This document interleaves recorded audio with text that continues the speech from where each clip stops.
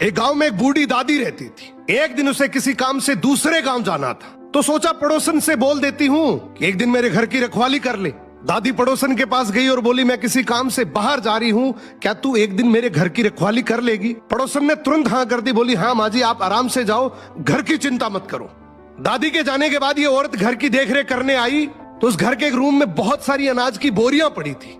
बहुत सारी बोरियां देखकर औरत की नीयत खराब हो गई कि इतनी सारी बोरियां हैं और बूढ़ी को क्या ही पता लगेगा, एक बोरी मैं ले जाती हूं।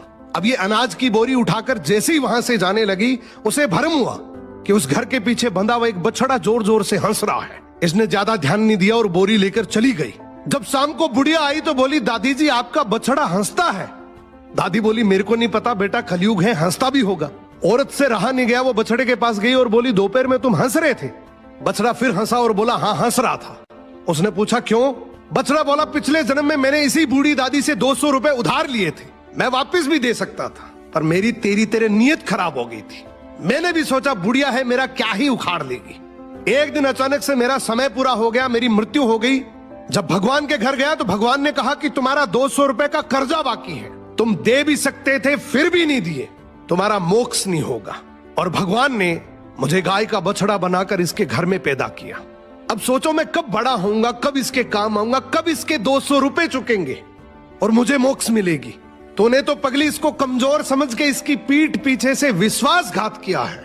अब तू खुद ही सोच ले तुझे क्या बन के पैसे चुकाने पड़ेंगे।